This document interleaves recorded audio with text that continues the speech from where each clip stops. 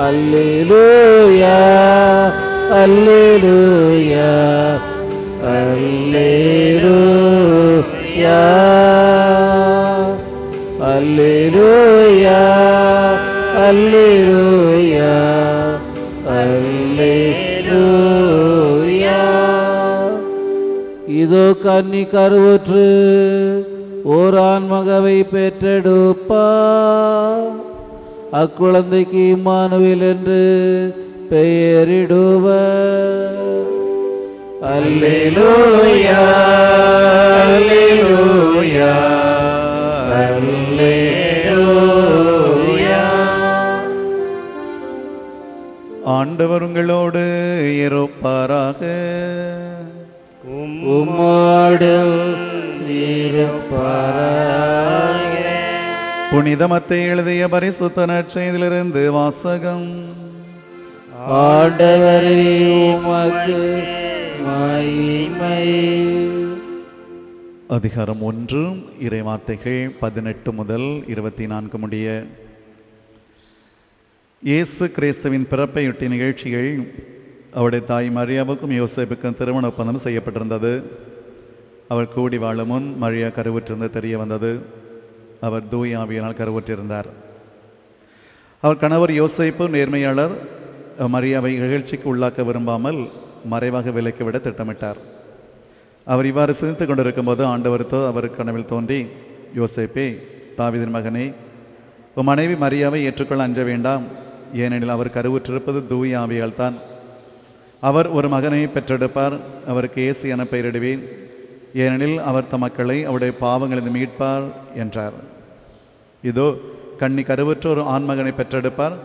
அக்குழந்தைக்கு Emmanuel என பெயரிடுவர் என்று இறைவாக்கின வாயிலாக ஆண்டு உரைத்தது நிறைவேறவே இவையாக நிகழ்ந்தன. இம்மானுவேல் என்றால் கடவுள் நம்முடன் இருக்கிறார் என்பது பொருள். யோசேப்பு தூக்கத்திலிருந்து வெளித்தெழுந்து ஆண்டவரின் தூதர் தமக்கு பணித்தவாறே தம் மனைவியை ஏற்றுக்கொண்டார்.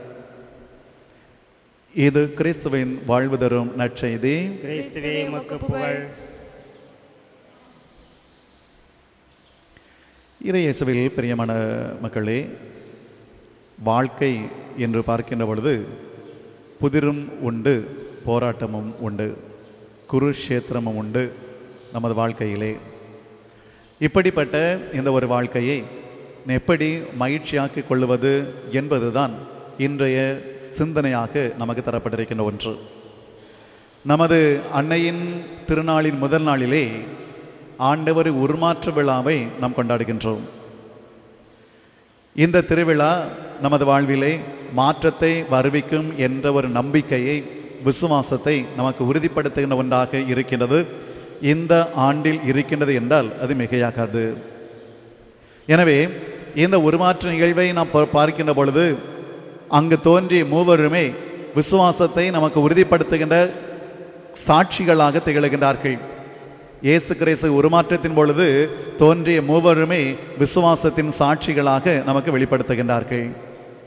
இந்த போராட்டமும் இந்த புதிரும் நிறைந்திருக்கின்ற இந்த வாழ்வை வெற்றி வாழ்வாக்கி காட்டுவதுதான் மனிதனுக்கு உகந்தது, மனிதனுக்கு உரியது. அப்படி என்றால் இந்த ஒரு போராட்டமான இந்த ஒரு புதிரான இந்த வாழ்வை எதன் அடிப்படையிலே வெற்றியாக்கி கொள்ளுவது?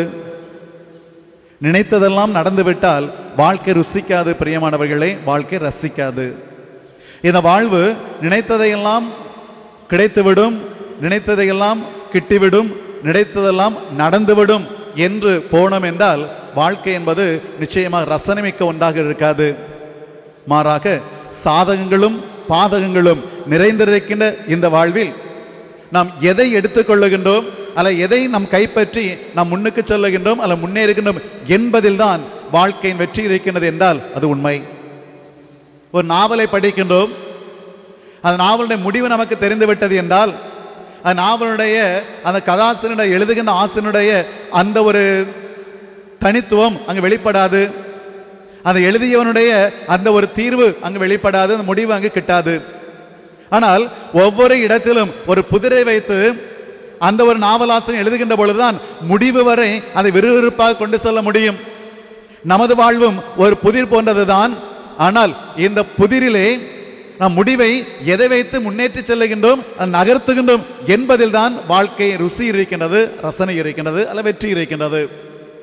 பிரியமான மக்களே, போர் என்று வருகின்ற பொழுது அங்கே மோதலும் உண்டு, சாதலும் உண்டு, எக்காலமும் உண்டு, புலம்பலும் உண்டு.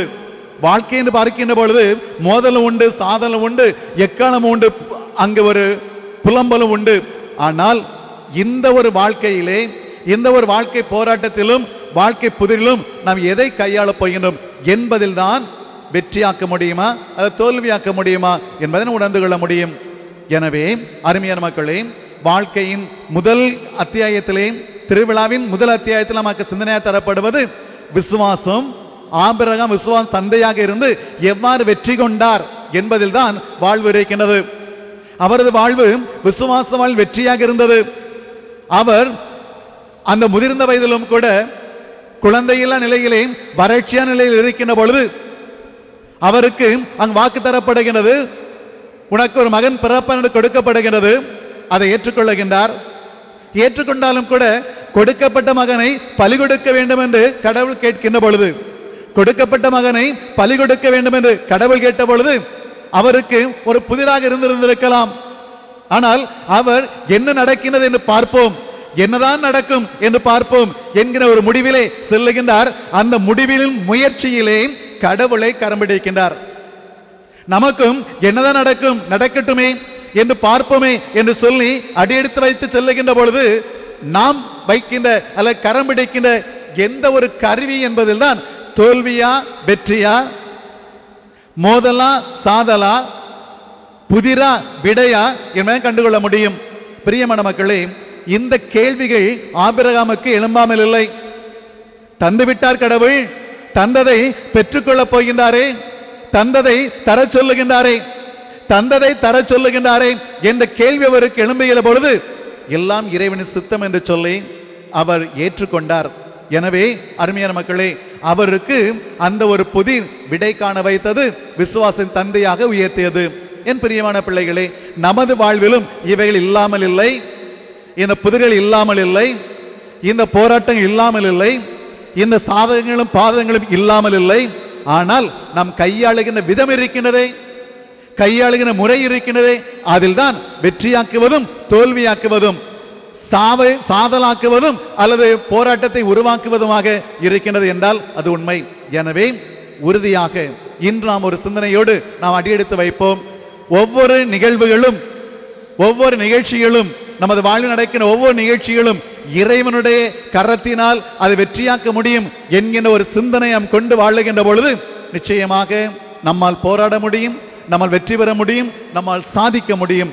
இல்லை என்றால் நமது வாழ்வு தோற்றுவிடுகின்ற ஒரு வாழ்வாக இருக்கும் என்றால் அது மிகையாகாது. எனவே பிரியமான மக்களே, நம்மை சிந்தித்து பார்ப்போம்.